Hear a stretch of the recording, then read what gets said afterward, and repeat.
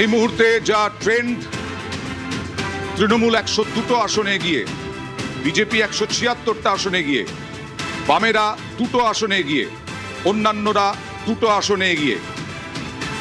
এখনো বেশ কিছু জায়গায় ইভিএম এর গণনা শুরু হয়েছে এবং অনেকটাই বাকি আছে। 26-25 রাউন্ড গণনা, কোথাও 19-20 রাউন্ড গণনা। হেভিওয়েটরা অনেকেই পিছিয়ে, অনেকেই এগিয়ে। আপনারা দেখছেন সেই ছবি। 282টা আসনের ট্রেন্ড, 102টি আসনে তৃণমূল এগিয়ে, 176টি আসনে বিজেপি এগিয়ে, বামেরা 2টো আসনে এগিয়ে, কংগ্রেস কিছুক্ষণ আগে পর্যন্ত এগিয়ে ছিল, এখন আবার অন্যান্যরা 2টো আসনে এগিয়ে। কি হবে এখনো পর্যন্ত, কতগুলো মোটামুটিভাবে কিছু জানার চেষ্টা করব রিপোর্টারদের মাধ্যমে। কত রাউন্ড গণনা হলো,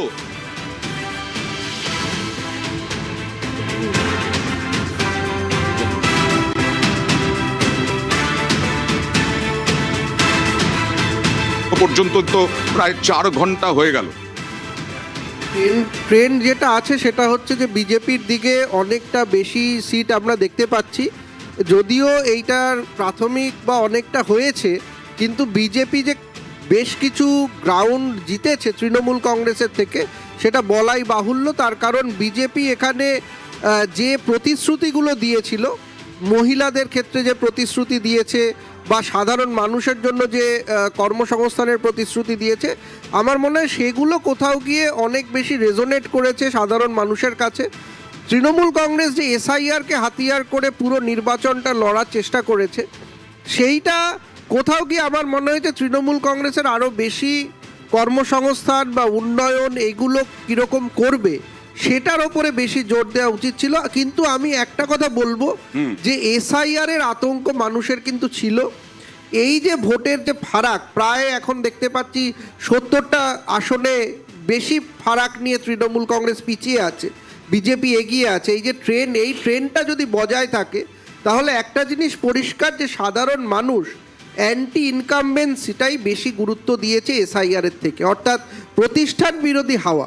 যে সাধারণ মানুষ যখন তার ভোটাধিকার পেয়ে গেলেন, এসআইআর পর্বে মমতা বন্দ্যোপাধ্যায় যে লড়াই সেটা অনেকেই ভালো বলেছেন, ঠিক আছে, কিন্তু যখন তিনি তার ভোটাধিকার পেয়ে গেছেন এবং ভোটাধিকার প্রয়োগ করেছেন, তখন কিন্তু তার মাথায় এই 15 বছরের যে শাসন এবং সেই শাসন থেকে আরেকটা কি আমি চান্স দেব বিজেপিকে অন্যরকম, এইটে কিন্তু অনেক বেশি মানুষের মনে এসেছে। আমি উপাসনার কাছে যাবো যে এখনই গেল রব না উঠলেও ব্যবধান কিন্তু অনেকটা।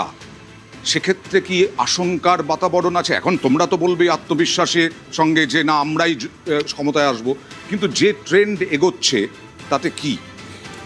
দেখুন, যে ট্রেনটা এগাচ্ছে সেই ট্রেনটা কতটা বাস্তব ট্রেন সেই জিনিসটা কিন্তু আমাদের সকলকে বুঝতে হবে। এবং বাস্তব কথাটা বলার একটা বিশেষ কারণ আছে। আমরা সকলে জানি যে একদম প্রথম দিনটা যেইভাবে শুরু হচ্ছে সেটা দিয়েই আমরা কিন্তু দিনটা কিভাবে শেষ হবে সেই জিনিসটা জাজ করতে পারি না অয়নদা। এবং সেই ক্ষেত্র থেকে আমি বারবার একটা জায়গায় স্পষ্টভাবে বলতে চাই যে আস্তে আস্তে যখন ইভিএম আমাদের সকলের চোখের সামনে, ইভিএম এর রেজাল্টগুলো আমাদের চোখের সামনে উঠে আসবে, সেখান থেকে যেই রংটা আমি গায়ে পড়ে আছি এই রংটাই কিন্তু আবারও এই বাংলার মাটির রং হিসাবেই উঠে আসবে। অর্থাৎ মমতা বন্দ্যোপাধ্যায়ের মাথার মুকুটে কিন্তু অবশ্যই আরেকটা পালক যুক্ত হবে। ব্যবধান কিন্তু অনেকটা, আমি ব্যবধানটা দেখছিলাম যে এখানে একটা ব্যবধান দেখাচ্ছে, মানে আমরা দেখতে পাচ্ছি 178, আমি দেখতে পাচ্ছিলাম 141 বিজেপি এবং 135 তৃণমূল। এবং যদি 141 এবং 135 সেই হিসাবটা দিয়ে আমি দেখি তাহলে কিন্তু একদম কাটায় কাটায় লড়াই। এবং সেই কাটায় কাটায় লড়াই থেকে আমি আবারও স্পষ্ট করে দিতে চাই যে তৃণমূল কংগ্রেস ওই 6টা 7টা 10টা 15টা আসন তৃণমূল কংগ্রেসের বের করা খুব বড় কঠিন ব্যাপার নয়, সেটাও শুধুমাত্র সময়ের অপেক্ষা। তাই জন্যই এত কনফিডেন্টলি এই কথাটা আমি বলতে পারছি। তৃণমূল এখনো আত্মবিশ্বাসী, কিন্তু বিজেপি তো প্রথম থেকেই আত্মবিশ্বাসী। একদম। মুখ্যমন্ত্রী মমতা বন্দ্যোপাধ্যায়, মানে বিদায়ী প্রাক্তন মুখ্যমন্ত্রী মমতা বন্দ্যোপাধ্যায়, তিনি একবার মঞ্চ থেকে দাঁড়িয়ে বলেছিলেন যে আচ্ছা কাদের কাদের নাম বাদ গেছে একটু হাত তুলুন, তো দেখা গেল সবার নাম বাদ গেছে। এই ভোট দেবে কারা? মুখ্যমন্ত্রীটা বলেছে অয়নদা। ঠিক সেম পরিস্থিতি হয়েছে ভোটের বাক্সে। তৃণমূলের ভোটাররা আর ভোট দিতে পারিনি কারণ তারা বাংলাদেশি ভোটার ছিল। তাহলে কি চিহ্নিত করে তৃণমূলের ভোটারদের নামটা আপনারা বাদ দিয়েছেন সেই জিনিসটা নিউজ 18 বাংলা চ্যানেলে বসে আপনারা স্বীকার করে দিন।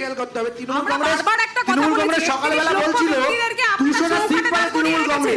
উপাসনাজি আমরা এখন যখন বলছে যে কোনো মতে যদি ম্যাজিক ফিগার টপকাতে পারি এই তিন চারটে কোনো সিট মতে আমরা না, পারবো। আমরা এখনো বলছি মানে ঠিক আছে, বল ঠিক আছে, বদলেছে অয়নদা। full stop, 200, full stop। অয়নদা বল অনেক বদলাচ্ছে। ভোট করেছো, 200 অনেক ভোট করেছো, গণনার দিন অনেক দেখেছো।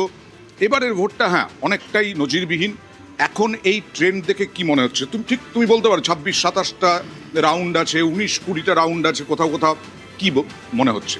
এখনো ট্রেন্ড দেখে যা বোঝা যাচ্ছে কাটায় কাটায় লড়াই হচ্ছে, তৃণমূল বিজেপি হাড্ডাহাড্ডি লড়াই হচ্ছে। এক্ষুনি আমি বলছি যে এক্ষুনি সবটা বলে দেওয়া যায় না। এক একটা বিধানসভা এক একটা এলাকা থেকে শুরু হয়, বিভিন্ন ব্লক আছে, বিভিন্ন শক্তি আছে। এখনো পর্যন্ত আমাদের যা vote percentage first round second রাউন্ডের পর দেখছি তাতে অনেক সিটেই 24 সালের থেকে আমাদের ভোট বাড়ছে। আমি 3টে সিটের কথা বলেছিলাম, সে 3টে সিটে হাড্ডাহাড্ডি হচ্ছে, আমরা এগিয়ে আছি। কিন্তু এখনই এইটা টু আর্লি বলা যায় না।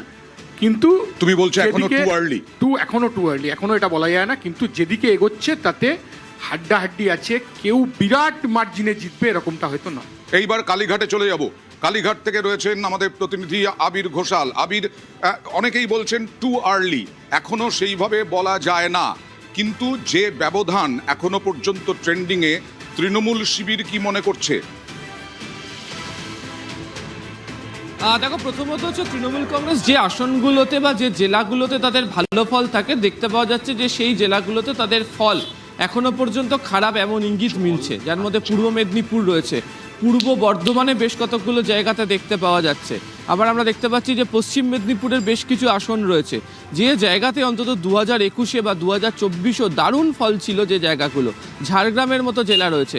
এবং এবারেও তৃণমূল কংগ্রেসের তরফ থেকে যখন প্রচার পর্ব চালানো হয়েছিল, তারা যে তাদের যে আসনের যে হিসেব কষেছিল, সেখানে দাঁড়িয়ে তারা বাঁকুড়ার মতো জেলাতে ভালো ফল করবে বলে তার আশাবাদী ছিল। এবং বাঁকুড়া জেলাতেও আমরা দেখেছিলাম যে একাধিক নতুন মুখকে তারা বিভিন্ন যে বিধানসভা কেন্দ্র সেখানে তারা নিয়ে আসে। পূর্ব বর্ধমান, যেখানে 2021-এ দারুণ ফল হয়, 2024-এ সেখান থেকে দারুণ ফল তারা করে, সেই পূর্ব বর্ধমানেরও বেশ কতগুলি জায়গাতে দেখতে পাওয়া যায় যে সেখানে তাদের ফল বেশ কতগুলো আসনের ক্ষেত্রে হেরফের হয়েছে। ফলে এই যে ব্যবধান, একটা সময় এটা যেমন ঠিক যে এখন মাত্র 2 থেকে 3 রাউন্ড গণনা চলছে, অনেকগুলো রাউন্ড গণনা এক এক জায়গাতে হবে, কিন্তু যেভাবে বিভিন্ন জায়গাগুলোতে বেশ কতগুলো আসনের ক্ষেত্রে পিছিয়ে পড়া দেখতে পাওয়া যাচ্ছে, সেটা যদি পরবর্তী সময়ে খুব কাছাকাছি গিয়েও আসনের দরকার পড়ে, তখন কিন্তু এই জেলাগুলোতে, এই বিধানসভা কেন্দ্রগুলোতে তাদের পিছিয়ে থাকা বা যদি এই ট্রেন্ড বজায় থাকে, তাহলে এই আসনগুলোকে তারা হেরে যাওয়ার জায়গাতেও পৌঁছে যাবে, তখন একটা অসুবিধা তৈরি হবে। ফলে সেগুলোকে আগামী রাউন্ডগুলোতে তারা কতটা মেকআপ করতে পারছে সেটার উপর অনেকটা নির্ভর করছে। আর দ্বিতীয়ত, তৃণমূল কংগ্রেস নেতৃত্ব এখনো পর্যন্ত বলে চলেছে যে তারা প্রথম থেকেই, একদম প্রচারের শুরু থেকেই বলেছিলেন যে প্রথম 4 থেকে 5 ঘন্টা যে ধরনের ফল দেখানো হবে বা যে ধরনের আসবে, বেলা বাড়ার সাথে সাথে সেই ফলের হিসেব পাল্টাবে, তারা উল্লেখ করেছিলেন। এখন দেখার তারা যেটা আগাম ভবিষ্যৎবাণী করছিলেন সেটা কতটা মিলতে পারে। তবে আবারও বলছি যে পূর্ব মেদিনীপুর, পূর্ব বর্ধমান, পশ্চিম বর্ধমানের বেশ কতগুলি জেলা, ঝাড়গ্রাম, বাঁকুড়ার মতো যে জেলা, সেই জায়গাগুলোতে তারা যে ধরনের ফল আশা করেছিলেন সেই ফল এখনো পর্যন্ত অন্তত প্রথম 3 রাউন্ডের ক্ষেত্রে কোথাওই লক্ষ্য করতে পারা যাচ্ছে না।